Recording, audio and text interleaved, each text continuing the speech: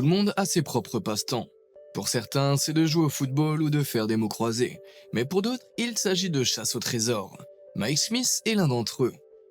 Comme la plupart des amateurs, il n'avait trouvé que de vieilles pièces de monnaie et autres babioles au fil des années, et aucune n'avait de valeur particulière. Mais tout cela était sur le point de changer lorsqu'il a repéré une chose qui allait le conduire à la découverte de sa vie.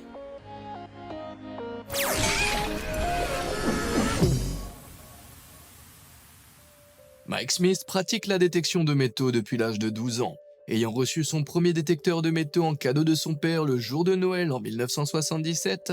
Il a grandi dans le sud de Pembrokeshire, au Pays de Galles, et a passé de nombreuses journées à explorer la vaste campagne à la recherche de quelque chose de vraiment spécial. À l'âge adulte, il se rendit compte qu'il ne pourrait probablement pas vivre de son hobby, mais son enthousiasme et son amour des grands espaces ont continué à alimenter sa passion, tandis qu'il gardait secrètement l'espoir qu'un jour, il pourrait trouver quelque chose d'extraordinaire. Après des années de recherche peu fructueuses, Mike, maintenant âgé de 45 ans, ne s'attendait pas à grand-chose lorsqu'il a décidé de sortir son détecteur de métaux par une après-midi pluvieuse de février 2018. Ce jour-là, le mauvais temps l'a obligé à dévier de son parcours initial et à se rendre sur des terres agricoles inexplorées. En se frayant un chemin sur la pelouse humide, Mike a entendu le bip familier de son détecteur de métaux et a su qu'il devait être sur un filon. Sentant une excitation familière monter en lui, il a décidé de couvrir une surface plus large autour de la zone.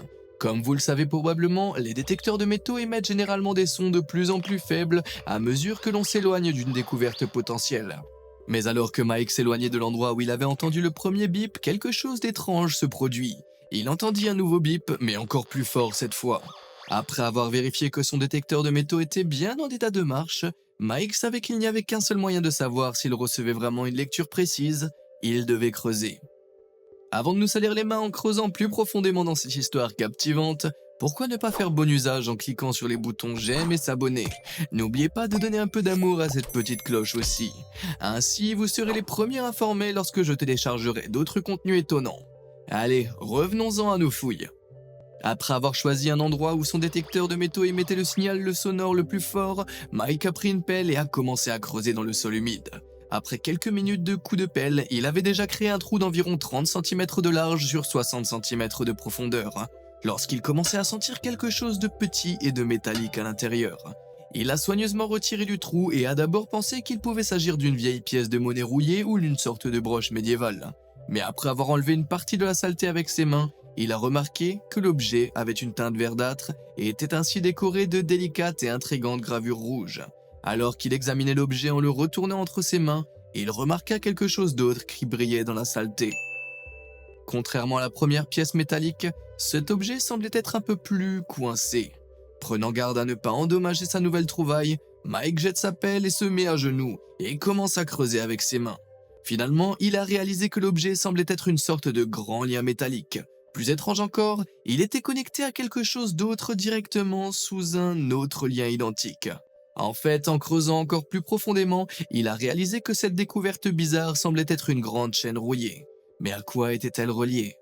Alors que Mike dégageait davantage la terre environnante, il parvenait toujours pas à déloger la chaîne en tirant et en poussant ou en creusant. Soudain, il regarde autour de lui et se rend compte que le soleil commence déjà à se coucher. Il range donc ses outils et se promet de revenir à la première heure le lendemain matin. Toute la nuit, ses pensées se sont bousculées dans son esprit. Il avait lu des articles sur les anciennes chambres funéraires cachées sous le sol du Pembrokeshire et il ne pouvait s'empêcher de se demander s'il n'était pas tombé sur quelque chose de sinistre. Aux premières lueurs du jour, Mike revint pour retrouver le site tel qu'il l'avait laissé.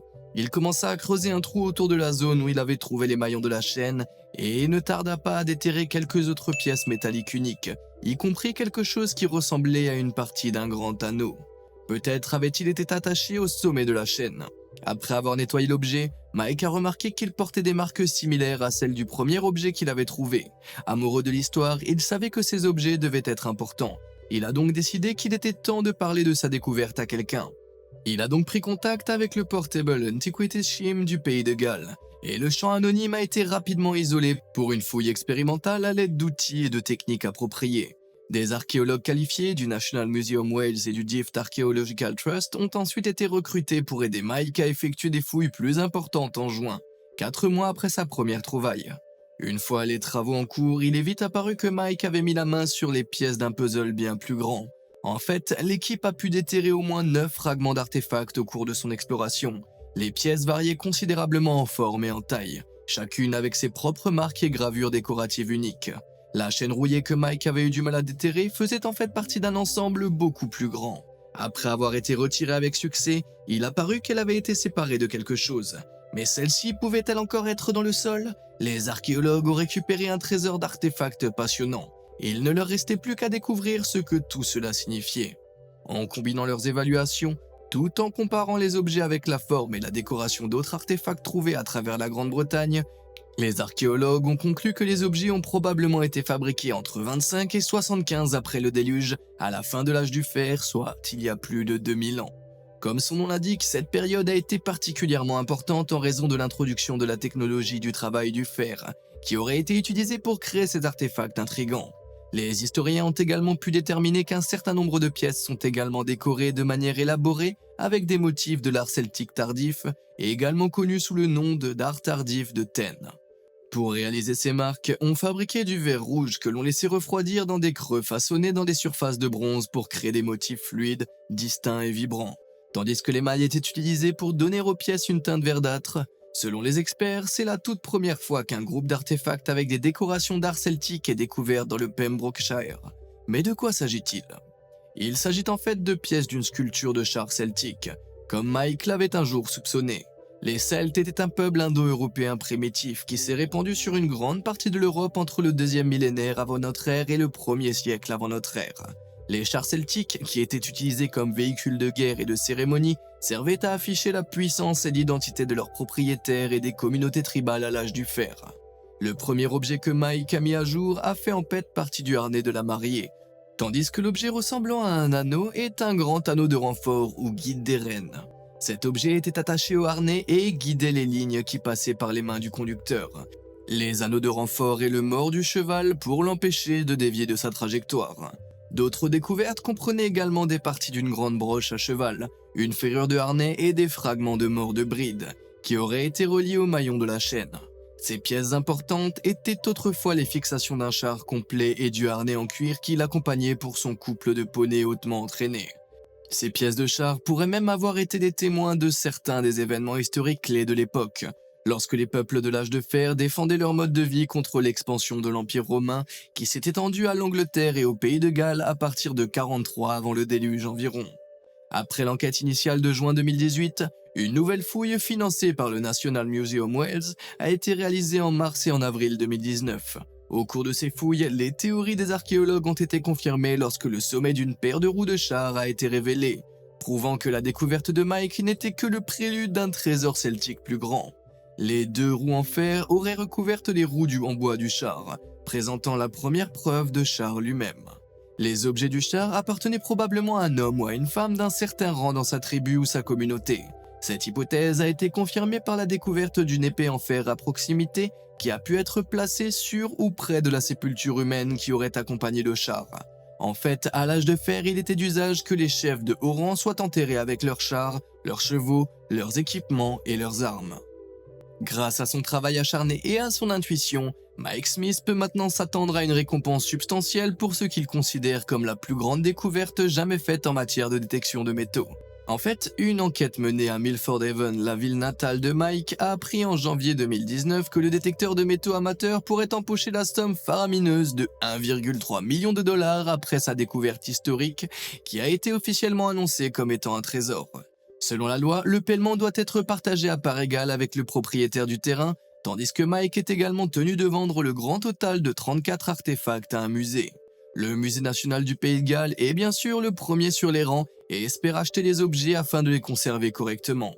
Pour l'instant, l'emplacement exact de la découverte est gardé secret en vue d'une fouille majeure à l'avenir. Un radar à pénétration de sol a déjà révélé un ensemble de fossés et de murs enterrés sur des terres agricoles, suggérant que Mike pourrait même être tombé sur une colonie celtique entière qui n'avait pas été découverte pendant des milliers d'années. Bien sûr, Mike pourra toujours prétendre à toutes les découvertes futures sur le site, et il a du mal à croire que ses rêves d'enfant se soient réalisés de la manière la plus inattendue. Voilà ce que j'appelle une sacrée trouvaille. Le trésor celtique de Mike Smith est peut-être unique en son genre, mais des découvertes archéologiques sont faites chaque année dans le monde entier, et certaines sont suffisamment étranges pour vous stupéfier. De l'étrange et du merveilleux au totalement terrifiant, explorons quelques-unes des découvertes archéologiques les plus étranges. Repose en arbre. En mars 2017, une équipe d'archéologues en Suisse a fait une découverte déchirante dans le plus inattendu des endroits. Alors qu'ils rénovaient le complexe scolaire Kern à Aussersil, un district de Zurich, ils ont dérangé par inadvertance la dernière demeure d'un ancien cadavre caché à la vue de tous, à l'intérieur d'un tronc d'arbre. L'étrange cercueil avait été fabriqué à partir d'un arbre évidé dont l'extérieur était encore recouvert d'écorce. Après que les restes préservés aient été soigneusement retirés du site et envoyés pour analyse, les chercheurs ont conclu qu'ils appartenaient à une femme celte de l'âge de fer qui vivait il y a environ 2200 ans. Bien que l'on pense souvent que les Celtes étaient originaires du Royaume-Uni, ils vivaient en fait en Europe continentale, jusqu'à l'est de la Turquie actuelle. Mais comment cette femme a-t-elle fini ses jours dans des circonstances aussi malheureuses ? Étonnamment, les Celtes de l'âge de fer de l'Europe centrale et du Nord avaient l'habitude d'enterrer des membres de leur tribu dans des arbres cercueils. Le défunt était décoré de bijoux et de cadeaux, puis enterré sous terre dans un arbre évidé, un peu comme un cercueil moderne. L'analyse isotypique des ossements de la femme a révélé qu'il s'agissait d'une femme de la région, âgée d'environ 40 ans au moment de sa mort et ayant probablement grandi dans la vallée de l'Ilimat. Elle faisait rarement de travaux physiques et passait plutôt son temps à se nourrir de féculents et d'aliments sucrés, une vie de luxe à mon humble avis. Elle avait été richement vêtue de laine de mouton, d'un manteau et d'un châle en peau de mouton et a été enterrée avec des accessoires comprenant un collier d'ambre et de verre, des bracelets en bronze et une délicate chaîne de ceinture en bronze ornée de pendentifs. Cela suggère qu'elle inspirait probablement un grand respect dans sa tribu. Les restes ont également été trouvés à environ 79 mètres de la tombe d'un autre homme celtique, découvert en 1903 lors de la construction du gymnase de l'école. Il avait été pareillement paré et enterré avec une épée, un bouclier et une lance. Les deux individus ayant été enterrés au cours de la même décennie, vers 200 avant Jésus-Christ, il est même possible qu'ils se soient connus. Quelqu'un d'autre a-t-il soudainement irrationnellement peur d'être enterré dans un arbre ? Le coprolithe de la Lloyds Bank. Permettez-moi d'annoncer en entame que cet objet bizarre est si bien préservé qu'il a été une fois considéré comme étant aussi précieux que les joyaux de la couronne. Devinez de quoi il s'agit ? En fait, c'est exactement ce à quoi il ressemble, un géant excrément fossilisé. Mais pas n'importe quel excrément fossilisé, un excrément datant du 9e siècle lorsque l'actuelle ville de York en Angleterre était gouvernée par des guerriers vikings venus du nord. Ce coprolithe, c'est l'appellation officielle des matières fécales fossilisées, a été découvert en 1972 à York, sous ce qui allait devenir une banque locale, d'où le nom de coprolithe de la Lloyds Bank. Les paléoscatologues, c'est le nom des archéologues spécialisés dans l'étude d'excréments, ont déterminé que le fier propriétaire de cet excrément de 18 cm, mort depuis longtemps, avait un régime copieux de viande et de pain. Malheureusement, il avait aussi de graves problèmes intestinaux. Après un examen plus approfondi, les experts ont découvert que les excréments contenaient des œufs de trichoptères et de vers à mamelles, qui auraient tous deux provoqué des maux d'estomac et d'autres symptômes gastro-intestinaux. Oups! Aujourd'hui, vous pouvez trouver le coprolithe exposé dans une boîte de verre dans la section du musée de Jorvik Viking Center de York. En 2003, un groupe de visiteurs s'est retrouvé en difficulté lorsqu'une personne a fait tomber le spécimen et l'a brisé en 3 morceaux. Heureusement, il a été réparé depuis, mais je me demande bien qui voudrait ramasser une crotte de viking. Une découverte exceptionnelle. Lors d'une fouille qui s'est déroulée dans la ville d'Aylesbury dans le Buckinghamshire en Angleterre, entre 2007 et 2016, des archéologues ont fait une découverte intéressante dans une fosse gorgée d'eau, un panier contenant 4 œufs de poule. Mais il ne s'agissait pas du genre d'œufs que vous pouvez acheter au supermarché local. Il s'agit d'œufs romains vieux de 1700 ans. Alors que l'équipe tentait de récupérer les œufs dans la fosse, un événement tragique s'est produit. 3 des 4 œufs se sont accidentellement fissurés, libérant ce qui avait été décrit comme de la puanteur puissante et accablante. Je frémis à l'idée de l'odeur dégagée par un œuf aussi vieux. Heureusement, l'équipe a réussi à préserver le 4e œuf fragile, ce qui en fait le seul œuf de poule romain complet trouvé en Grande-Bretagne. Des os de poulet et des coquilles d'œufs cassés avaient déjà été trouvés dans des tombes romaines de Grande-Bretagne, mais jamais un œuf complet. Cette heureuse découverte n'a été rendue possible que par l'environnement dans lequel il a été trouvé. En effet, dans une fosse gorgée d'eau depuis des millions d'années, des objets survivent alors qu'ils n'auraient jamais pu le faire dans un environnement sec. Les experts de l'Oxford Archéologie pensent que la fosse a été utilisée pour brasser de la bière au cours des 2e et 3e siècles de notre ère avant d'être transformée en une sorte de puits à souhait romain vers la fin du 3e siècle. Les œufs qui ont été trouvés aux côtés d'une corbeille à pain, de chaussures en cuir et de divers récipients et outils en bois pourraient être une offrande alimentaire jetée dans le puits dans l'espoir de gagner la faveur des dieux. Quelqu'un d'autre veut-il savoir si cet œuf antique est aussi mauvais qu'il le sent? Le cœur d'un saint. L'histoire suivante va donner un tout nouveau sens à l'expression « voler des cœurs ». En 2012, un voleur entreprenant s'est emparé d'un butin plutôt bizarre dans la cathédrale Christ Church de Dublin, le cœur préservé d'un saint patron du XIIe siècle. Le cœur de Saint Laurence O'Toole avait été scellé dans une boîte en bois en forme de cœur entourée d'une cage en fer et avait été exposé sur le mur de la cathédrale depuis la période médiévale. Cela peut sembler être une forme de décoration intérieure plutôt macabre, mais les restes de saints sont en fait une caractéristique commune de nombreuses églises irlandaises. Saint Laurence O'Toole est mort en Normandie, en France, en 1180 et a été canonisé en 1225 grâce au miracle qui se serait produit sur sa tombe.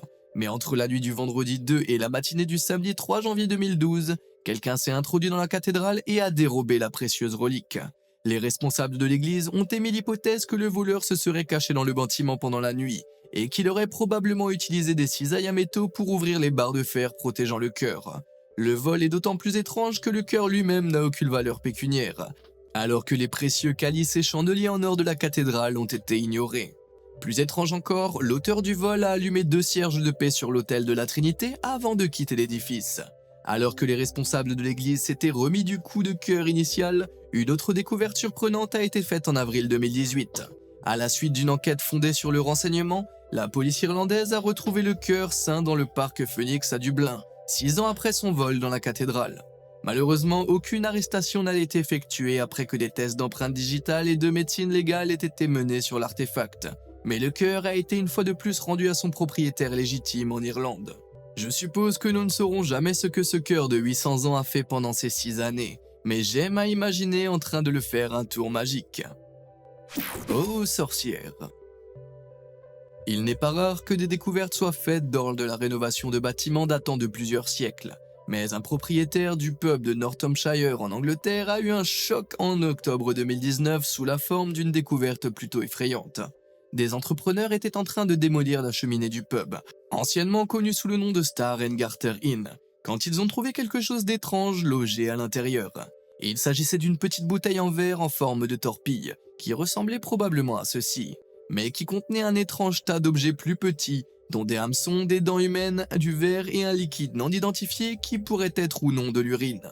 On dirait une sorte de magie noire, non? En fait, cette étrange bouteille de babiole est en réalité une potion anti-sorcellerie du 19e siècle. Les bouteilles Tropile en verre ont commencé à être fabriquées vers 1830 et contenaient généralement des boissons gazeuses, mais elles avaient parfois un usage très différent.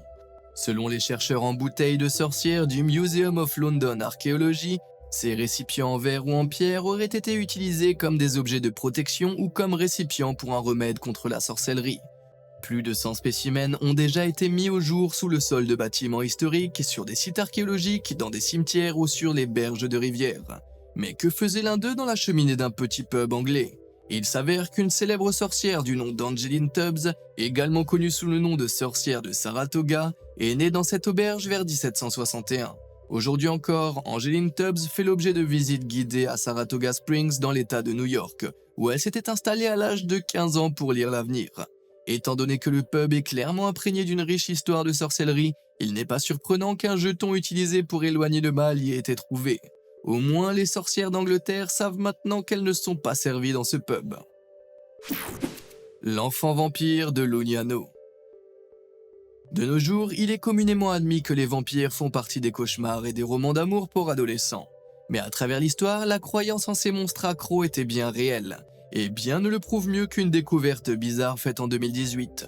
Une équipe composée d'archéologues de l'Université d'Arizona et de l'Université de Stanford effectuait des fouilles sur un ancien site funéraire romain en Italie lorsqu'elle est tombée sur des restes particulièrement étranges. À première vue, cela ressemble probablement à n'importe quel vieux squelette.